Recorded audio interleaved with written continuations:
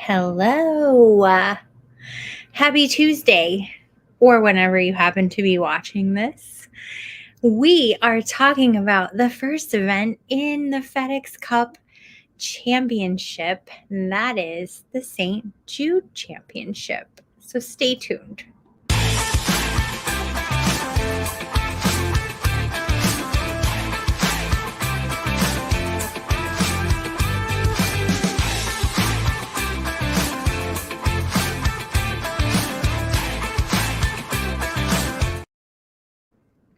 Welcome back to my sweaty, slightly noisy little studio here in Orange, California, where I am on the move for work. Luckily, I don't have to do this alone. I have an amazing co-host who joins me every single week, and that is Mr. Adam Hallas, at Mr. Hallas on Twitter. Howdy, folks. Hello, Apparently, friend. we are in the end game now. We are in the game. We're in the playoffs. We're in the playoffs. I want to talk a second here off the cuff about Justin Thomas and that effort last week. And Not only the effort, but his family coming around and helping him with goldfish if you wanted some goldfish in the baggie. I mean, so that's a little, yeah. The effort was top notch. The shot he had out of the woods, just kind of like a spin shot to get out of there, and then of course that chip shot that everyone gasps at. But yeah, yeah, it was an effort. And I just felt for him like so close and then just like lands on the ground sprawling. It was fun. it was fun. Um, he was one of those ones where I was like, oh man, maybe I'll pull him in because like I'm rooting for him. He's one of those guys like you just like to have and you like to root for, you know. So I was not expecting what ended up shaking out. I really don't want to talk about it very much. did not shake out well for you. In my haste and in my other work life, I forgot to enter the where is it fault? Yeah. Yeah, it was not pretty. It was not pretty at all.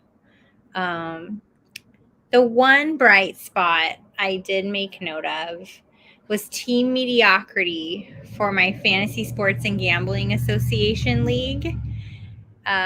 Team mediocrity qualified to stay in the Champions League. If you don't qualify by coming in the top 4 seeds or getting the most fantasy points, then you get relegated to a different division. Oh. But I stayed in. I had the most fantasy points for this golf season over the last, 16 weeks or so. So Yep. that was exciting. That's exciting. That's awesome. Teeth. You know what? Skin of your teeth still makes it.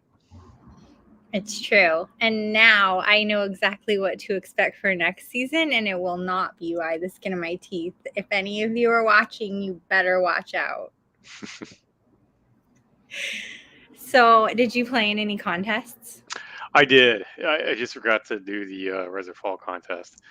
I kind of gave back a little bit this weekend, and it was, I'll have to say, a weird second round where like Kevin Streelman, like all my guys were sitting pretty, all of them except Justin Lauer. And we'll talk to him after a minute. But all my guys are sitting pretty in the second round, and they're like, you know what, fuck it, we don't need this weekend.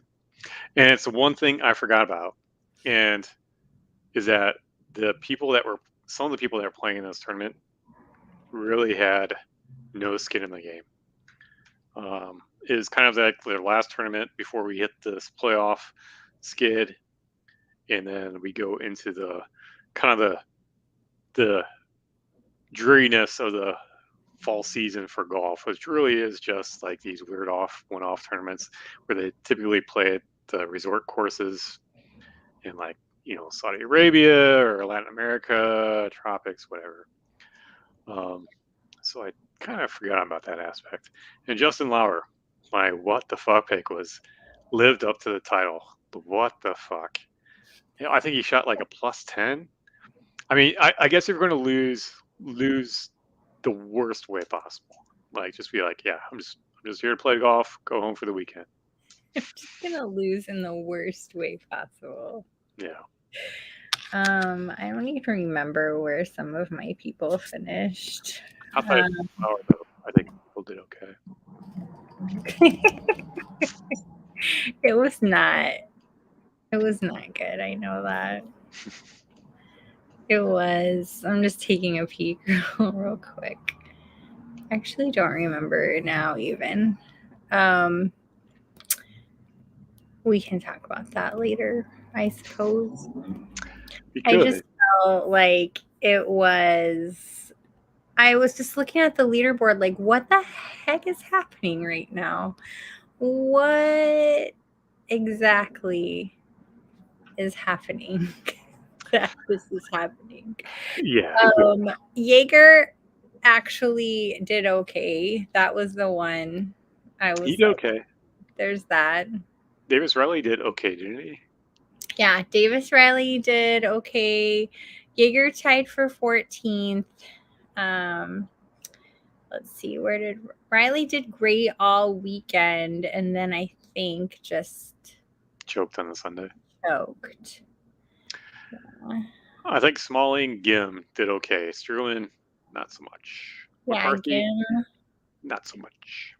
Came in 51st. Yeah, it was just really like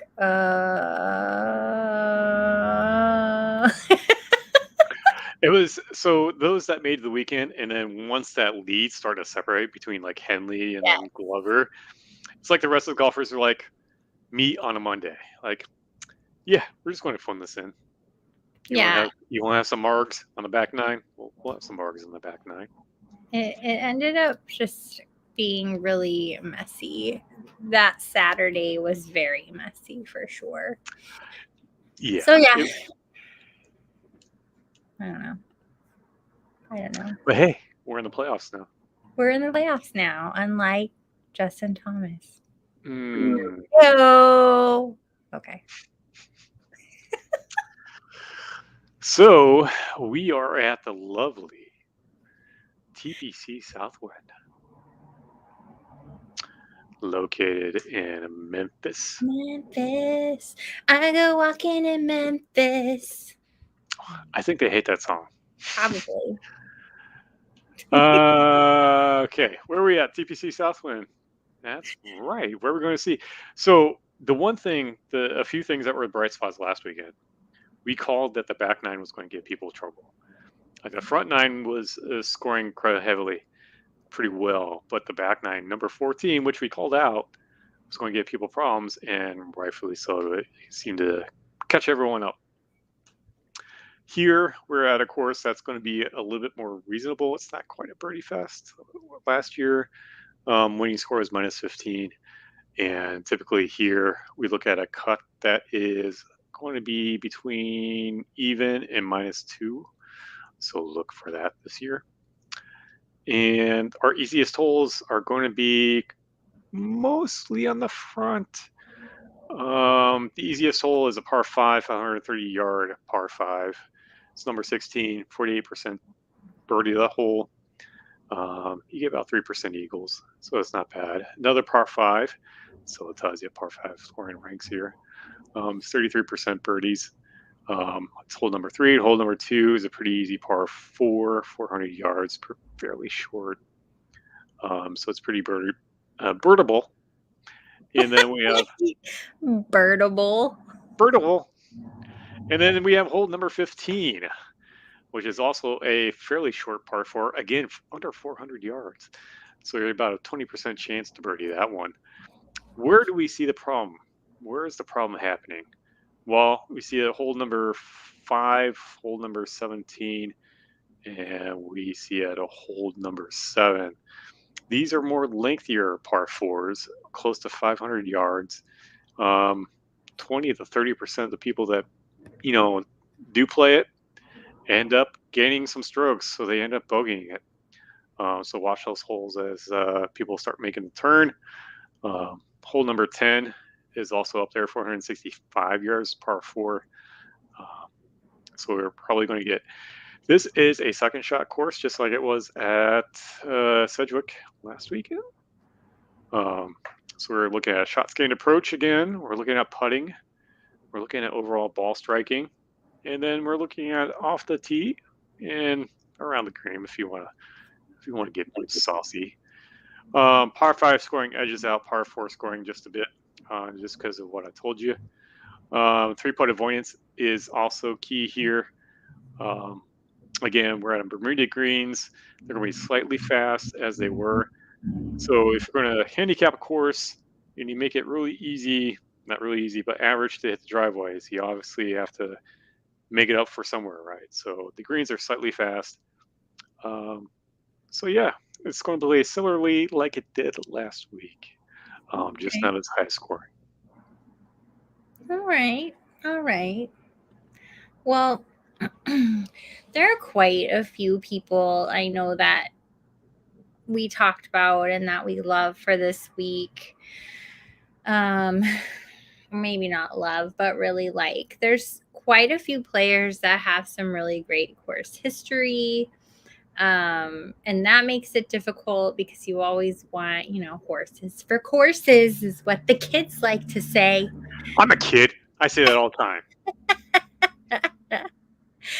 But when I look at just players in general that I like that have been playing well and have potential to play well or have played well and are really good value, I was trying to mix some of that in. Mm-hmm. One of the players I happen to like for this week happens to be Lee Hodges, who won the 3M Open just here recently. And I was really thinking that when you come off of a win like that, especially the way he won it, wire to wire, like from start to finish, he was leading and never gave up that lead. And apparently, I was doing some reading. He is the 6th player on record since 1983 to hold the 54-hole lead or co-lead and go on to make multiple eagles in a final round. So the person has to keep a lot of stats here. Not only are they keeping stats of going wire to wire from 1983 to present for however many holes, but he also made 2 eagles in the final round on holes 6 and 12 and is the 6th player to do that, going wire to wire and making 2 eagles in the final round. Pretty crazy. That is pretty crazy. It is. So I keep thinking, that has to give you like a boost of confidence here. It's not necessarily amazing around the green, but has a pretty good approach and is pretty good off the tee, and is pretty good at putting. He's also great, even though he's not amazing around the green. Weirdly enough, if we want to narrow it down to sand, he is first in consecutive sand saves. Oh, yeah. Which is weird. That is a little weird. In eagles, probably a lot thanks to that tournament, the 3M. And eagles per holes, he's in 14th in this field. So I think those are some really interesting stats for our friend Lee Hodges. And one reason I super also love him, 6.5K on DraftKings. He is a steal. I got a lot of Lee Hodges as well. So yeah, he's a pretty good steal in this type of tournament. If I'm not mistaken, I might have to look this one up. He came in 13th, I think, last year. So there's that too. He did. He came in 13th with -9. And he had a pretty solid 3 rounds. Looks like round 3 kind of phoned it in a bit, but he shot a 65 in his opening round 1. So why don't we do a little banter? Now you give one. no, I don't want to give one. Okay, so I told you my pool earlier, so it's quite extensive. I'm gonna go. So you went cheap. I shouldn't say cheap. Value add. I'm gonna go with Rory. Rory's changing his flat stick, which really is putting wasn't really his problem. It was driving accuracy. But I'm going for, if we're going expensive, we're going for the great Poupon of picks here. I'm going with Rory. Now, if you don't like Rory for whatever reason, I have him and Victor Hovland just kind of even. Since this course is a second shot course, both players have amazing second shots. Hovland, I think, edges them out a little bit on the second shot, but I think Rory's a little bit better at putting. So I'm going with Rory on that one. I really like that one. Rory has just been playing so well. There are strokes gained all over in every instance, basically. If anything, if we have to find anything to not like about Rory, it could be like his around the green. That's the only thing. And the other reason I do like him is it's kind of the stage. It's a big show, and he's been here before. So I think he's going to hold the attention as well as he can, and it kind of showed up a little bit. Hey, Wendy, I haven't been ignoring you. Hola. Wendy is here, I think, almost every week, and it makes me so happy. All right, let's see. So we've got Hodges, we've got McIlroy, which are basically like two ends of the spectrum.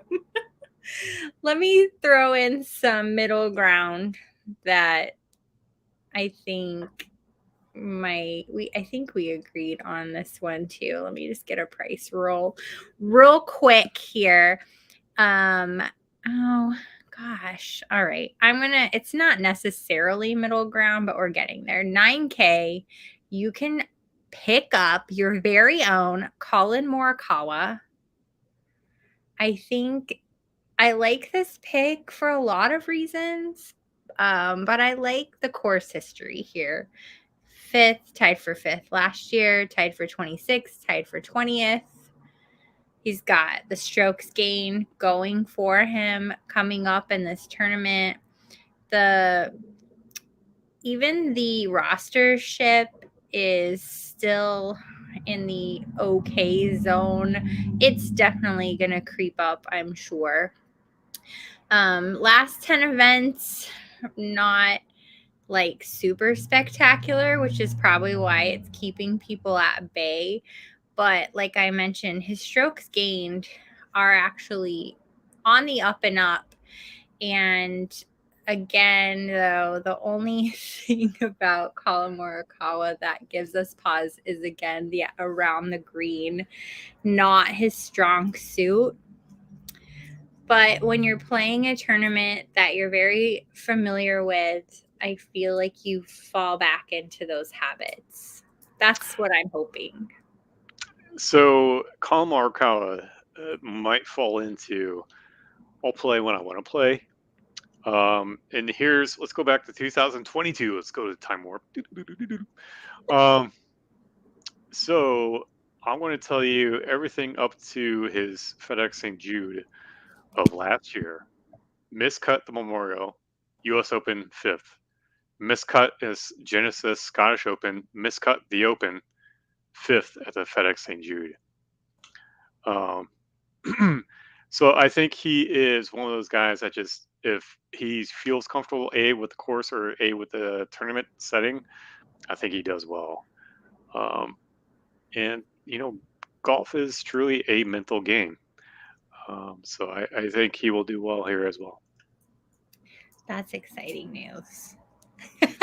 You seem excited. That energy. I'm so excited. The energy is off the charts tonight. Do you want to talk about anybody else? Let's throw out another name. Well, let's see if we can stick somewhere in the middle ground there. I'm going to pick Wyndham Clark here. Oh. Driving distance 314 yards. Greens and regulation 67%. Putts per round is low. He does pretty okay on Bermuda. He does okay at the average strokes gained on semi-easy courses. He won the U.S. Open. He came close to the Memorial. I think he's going to do well here. He came in 28th last year at the FedEx St. Jude.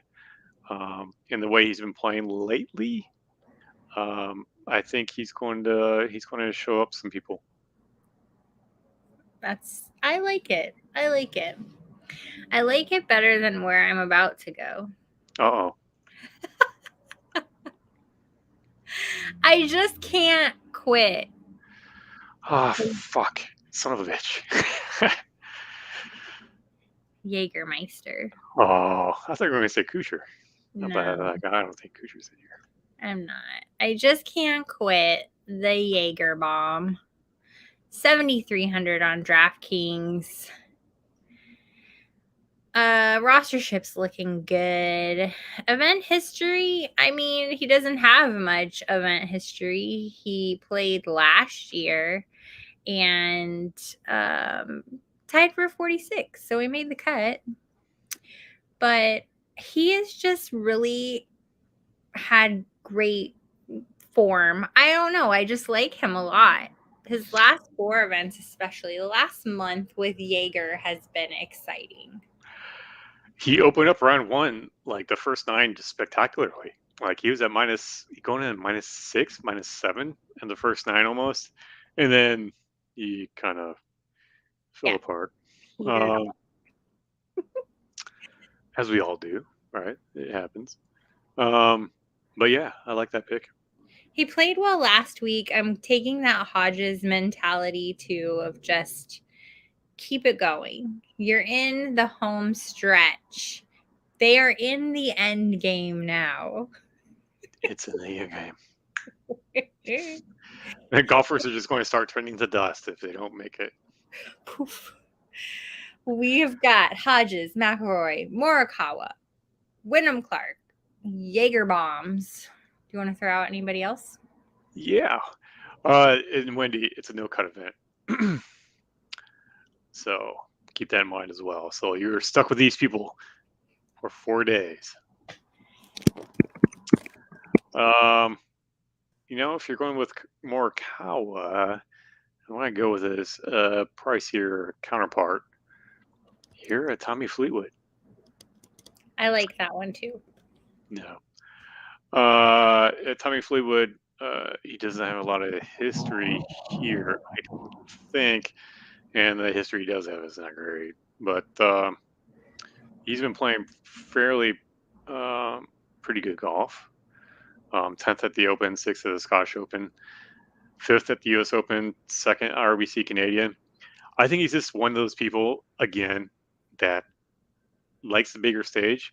18th at the PGA Championship. So I'm hoping he kind of brings that. He's strokes gained total since 2022 to 2023. It's been a slow trajectory up. So that's what we like to see. He seems to be steady Eddie. 63 greens in regulation. I'm hoping that's a little bit better for this type, but he putts pretty well. 28.1 putts per round, which is fairly low considering. So I'm going to pick Tommy Fleetwood. I like it. I am co-signing that one. And Fleetwood was on Team Mediocre. Team Mediocrity, Tommy Fleetwood. Well, I'll have to send him a note on Instagram. Hey, did you know that you helped propel Team Mediocrity to the levels of the Championship League? You'll be thrilled. Thrilled. Well, pop our picks up in here for those of you that like to go back and take notes. I know the show is a little bit different, but as my fabulous co-host mentioned, this is a no-cut event. You're stuck with these guys, so we might as well talk about our faves and why. Go with it. Go with your gut. You got a little bit of the research and the why behind it.